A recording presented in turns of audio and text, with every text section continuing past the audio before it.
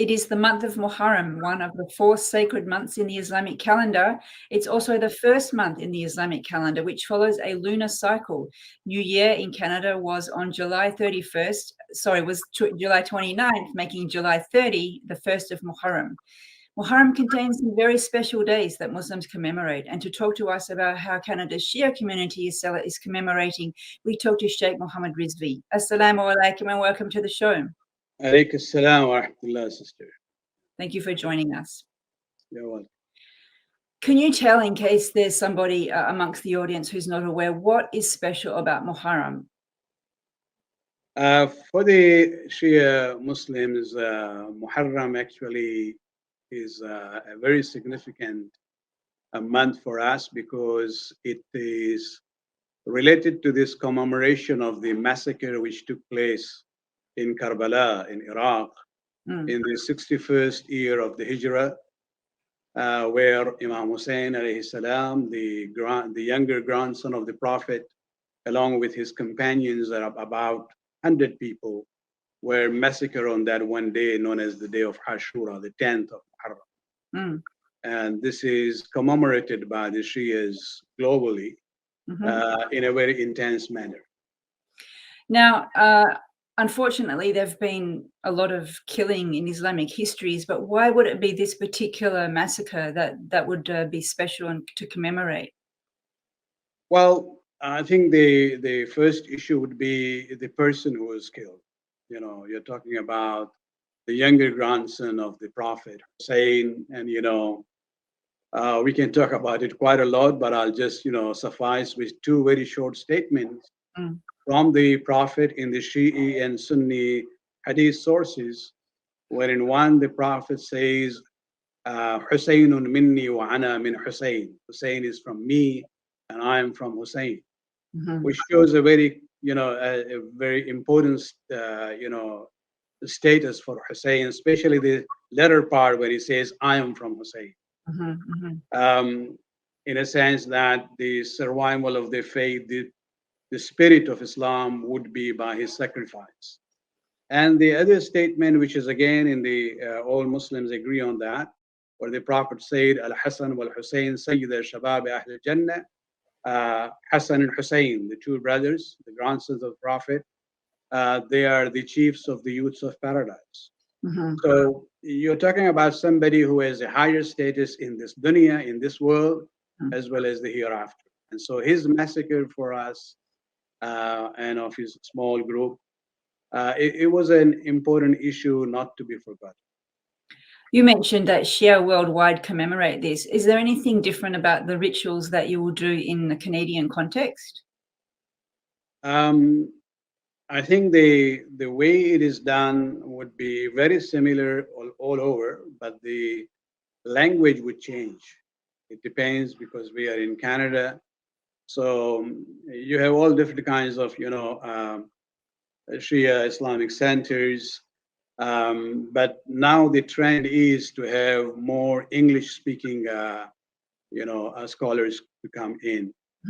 And so there is a whole, in a way, a ritualistic way of doing it, beginning with poetry, and then the scholar will give an address, 45 minutes to an hour maximum, and then there again be some poetry commemorating and narrating the tragedy of various martyrs on that day.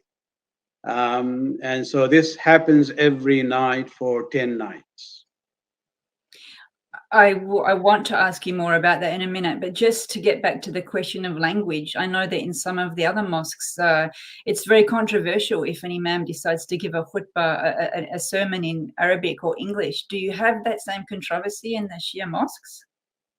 No, I think we have already, passed that stage of controversy. I think now the immigrant generation is there, but their children are either raised or born here, and now they are themselves young parents.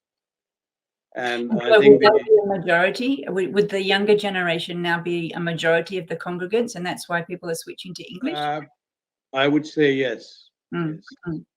So let's get back to the 10 days that you were mentioning. I understand that you're actually not in Canada at the moment. You're in New Jersey as Yes. part of a like a swap arrangement. Can you tell us a little bit about that? Yeah, it is kind of, I don't know when it started, but this has been from the time I know from my childhood that normally the imams or the scholars who are in their own masajid or centers, during those 10 to 12 days of commemoration of Muharram, they would be moving, going somewhere else where they are invited. Mm. And in their center, they would invite somebody else. Mm-hmm. So you have a new speaker coming in, and it gives if I may use the term, a relief to even the audience. They see, for example, all the times they see me, but Mm-hmm. now for the 12 days, they'll have a guest speaker coming in. And even for us as imams and scholars, we get the opportunity to see different communities, Mm-hmm. come to know about them. And that's a process of learning for ourselves also, Mm-hmm. You mentioned to see their challenges and their success. You mentioned that it's a 10 nightly program and you have to give a speech every night then. It's a lot of work preparing a speech. How do you decide on the themes that you want to cover, and also so that it doesn't get boring for the audience? Well, it is actually, it varies from person to person. Sometimes the scholars themselves decide what they want to do. The theme that they would select. There will be a coordination with the organizers of the center. What are the issues, what they expect, from the scholar to address. And so it could be a variety of situations. Some scholars, for example, every night would have a different theme. Mm. Some will take one theme and kind of spread it in 10 lectures. And what's your Uh, preference? What have you been doing? I'm basically looking at the history of the imams of Shia, uh, the 12 imams that we talk about, Mm.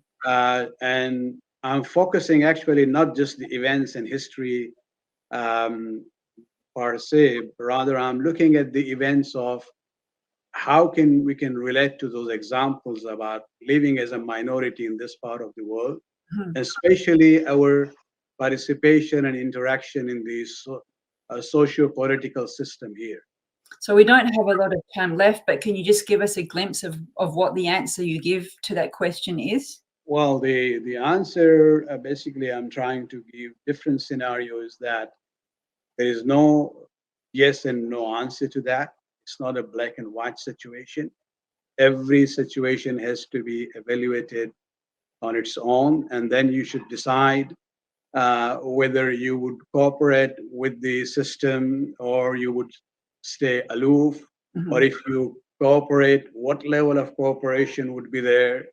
Mhm. So it could be all different scenarios, especially focusing on the example of the imams that we believe in. Mhm.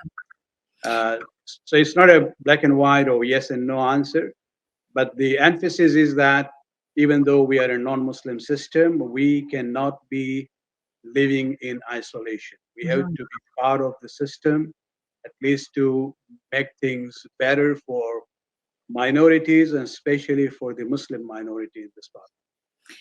If someone from outside the community who's not used to these nightly commemorations were to attend, would they find it to be sort of like a very overwhelmingly sad event? Are people crying, or what's the spirit there? Uh, yes, if they have not seen it before, it might be very overwhelming, because at the end of the speech, we end up with narration of one incident of the day of Ashura. Every night would be a different, martyr we talk about. Mm. Especially from the family of Hussein, whether it's his young son or his nephew or his brother, or especially on the eve of 10th Muharram, the focus is on the 6-month-old baby of Hussein ibn Ali who was killed. Mm. Mm. And that becomes very, of course, emotional, and even the speakers cry and even the audience cry. So it can be very cathartic, I imagine. But unfortunately, although I have other things I want to ask you, we're out of time. But thank you very much for joining us for this show. You're welcome, sister. Thank you for watching Canadian Muslim News. If you like what we do, please share, like, and subscribe. Stay safe and God bless.